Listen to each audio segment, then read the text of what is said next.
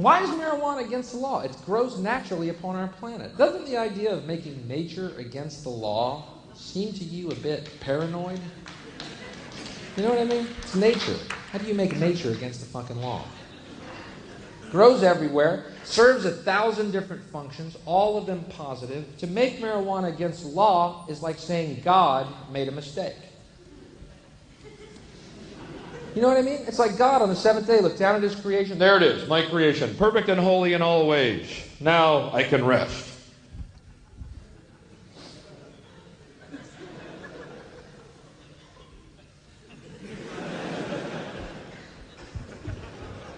Oh my me. I left fucking pot everywhere. I should never have smoked that joint on the third day.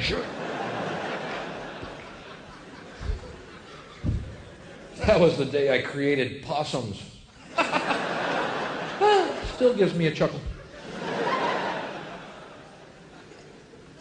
If I leave pot everywhere, that's going to give humans the impression they're supposed to use it. Now I have to create Republicans. And God wept. I believe it's the next verse. You know what I mean? I believe that God left certain drugs growing naturally upon our planet to help speed up and facilitate our evolution. Okay, not the most popular idea ever expressed. Either that or you're real high and agreeing with me in the only way you can right now.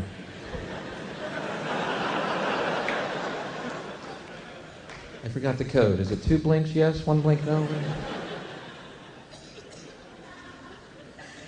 Do you think magic mushrooms growing atop cow shit was an accident?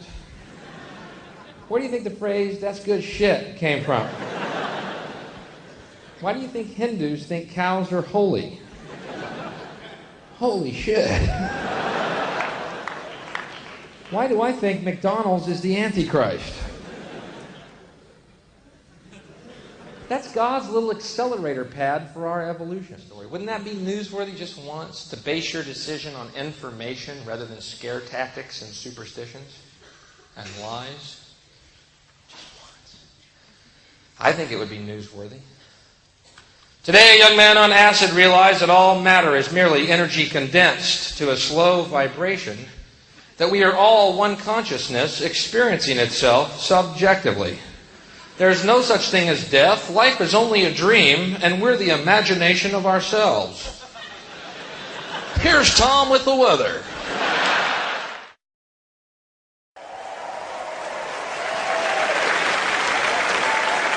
Thank you. Thank you. So this is where we get a little bit more bizarre, but not really bizarre, only the area beyond what people normally talk about in terms of this conspiracy. There's people all over the world now who are researching this and communicating it and, you know, great stuff. But if you are limited by a belief system, particularly a religious belief system, and many researchers of this conspiracy come from that background, then you'll go so far, which is about as far as we've come today so far, but you won't go into this next bit. And for me, this next bit is where we need to go to find the way out of this. Because unless we know how we're creating it, then how do we know how to uncreate it? Because the answers are not out there, because there is no out there.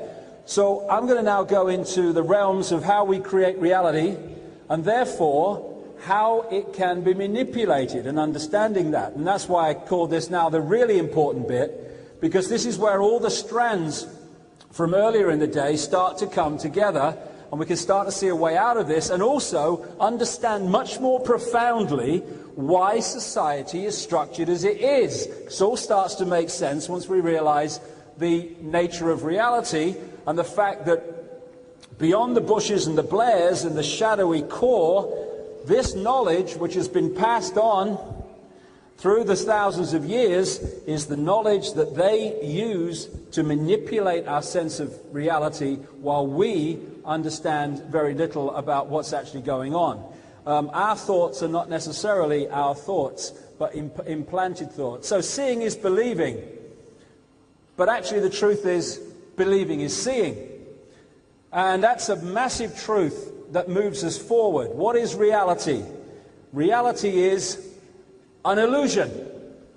The only place this world exists is in our heads, and even our head, if you go on to another level, is an illusion. We are consciousness. We are infinite consciousness. This quote from Goebbels about vitally important to repress dissent because the truth is the mortal enemy of the lie. Now we're entering the area of the biggest lie and the most important lie in terms of the few controlling the many indefinitely.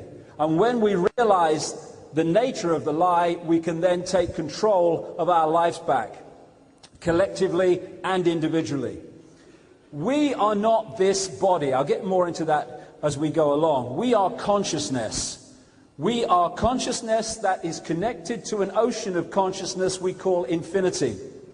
We can perceive life as a droplet in an ocean. Oh, I'm just little me. Oh, what power have I got? You know, I was born in Leicester, I was, and I went to school, and now I've got a job, and I'm a droplet. But you can perceive that, and you will create a reality that reflects the way you see reality.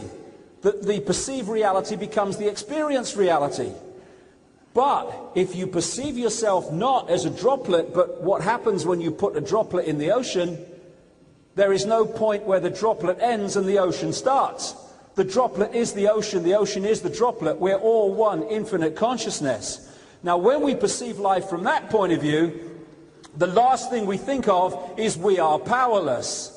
Is that we have to look outside of ourselves to be told what to think.